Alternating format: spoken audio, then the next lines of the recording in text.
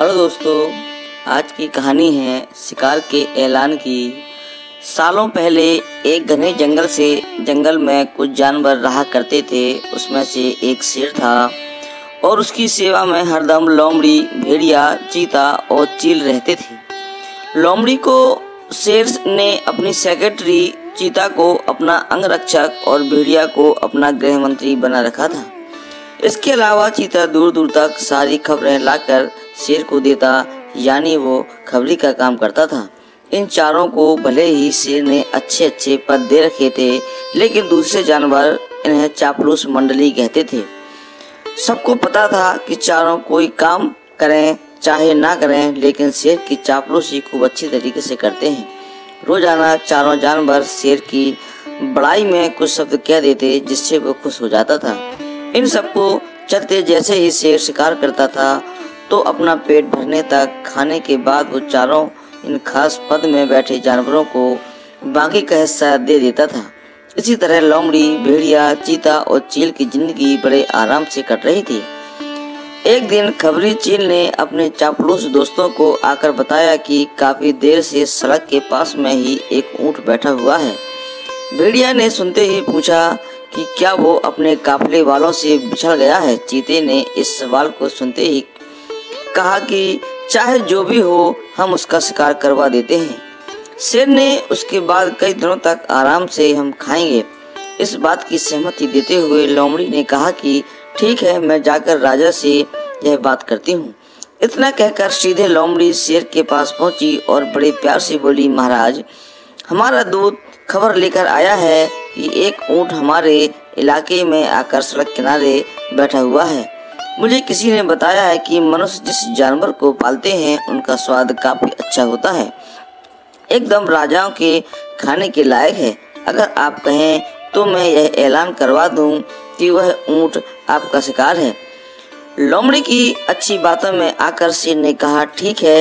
इतना कहते ही वह उस जगह पर पहुंच गया जहां ऊंट बैठा था। शेर ने देखा कि वो ऊंट काफी कमजोर था और उसकी आंखों में काफी पीले हो चुकी थी। उसकी ऐसी हालत शेर ने देखी नहीं गई। उसने ऊंट से पूछा कि दोस्त, तुम्हारी ऐसी हालत कैसे हो गई है? कराहते हुए ऊंट ने जवाब दिया, जंगल के राजा, क्या आपको नहीं पता कि सारे इंसान कितने दयाहीन होते हैं? सारी उम्र मुझसे एक व्यापारी ने माल ढुलवाया, अब मैं बीमार हो गया तो उसने मुझे अकेले मरने के लिए छोड़ दिया है। उसने सोचा कि मैं उसके किसी काम का नहीं रहा, इसी वजह से अब वो मुझे अपने साथ नहीं रखता और ना ही मेरा इलाज करवा रहा है। अब आप ही मेरा शिकार कर दीजिए ताकि मुझे इस दर्द से मुक्ति मिल जाए। इन सब बातों को सुनकर शेर काफी दुखी हुआ। उसने ऊंट से कहा कि अब तुम इसी जंगल में रहोगे हमारे साथ, यहाँ तुम्हें कोई नहीं मारेगा। मैं ऐलान कर देता हूँ कि तुम्हारा शिकार कोई नहीं करेगा। शेर की इस दयालुता को देखकर सारों चापलूस जंगल जानवर दंग रह गए। धीमी आवाज में भेड़िए ने कहा कि कोई नहीं, बाद में इसे किसी तरह मरवा देंगे, अभी जंगल के राजा का आदेश मान लेते हैं। ऊंट अब उसी जंगल में आराम से रह रहा था। अच्छे से हरी घास खाते खाते ऊंट एक दिन बिल्कुल स्वस्थ हो गया। वो हमेशा शेर के प्रति आदर भाव रखता था और शेर के दिल में उसके लिए दया और प्रेम की भावना थी। अब शेर की शाही सवारी भी ऊंट से निकालता था। वो चारों के चारों खास पदाधिकारी जानवर को अपनी पीठ पर बैठा कर चलता। एक दिन चापलूस जानवरों ने जंगल के राजा शेर को हाथी का शिकार करने के लिए कहा। राजा मान गए, लेकिन वो हाथी पागल था। उसने शेर को बुरी तरीके से पटक दिया। किसी तरीके से शेर पागल हाथी से बच तो गया, लेकिन उसे काफी चोट लग गई। अब बीमार शेर शिकार किए किसी तरीके से अपनी जिंदगी जीने लगा। उसके सेवक भी भूखे थे। उसके मन में हुआ कि आखिर ऐसा क्या करें कि कुछ खाने को मिल जाए। फिर उसका ध्यान हट्टे कट्टे ऊंट पर गया। सबने मिलकर एक तरकीब सोची और राजा के पास चले गए। सबने पहले भेड़िए से कहा कि महाराज, आप कितने दिनों से भूखे रहेंगे? मेरा शिकार करके मुझे खा लीजिए, आपकी भूख मर जाएगी। फिर चील कहने लगी कि राजा साहब, भेड़िए का मांस खाने लायक नहीं होता है, आप मुझे खा लीजिए। चील को पीछे धकेलते हुए लोमड़ी बोली, तुम्हारा मांस इनके दांतों में ही लग कर रह जाएगा, आप इसे छोड़िए, मुझे खा लीजिए।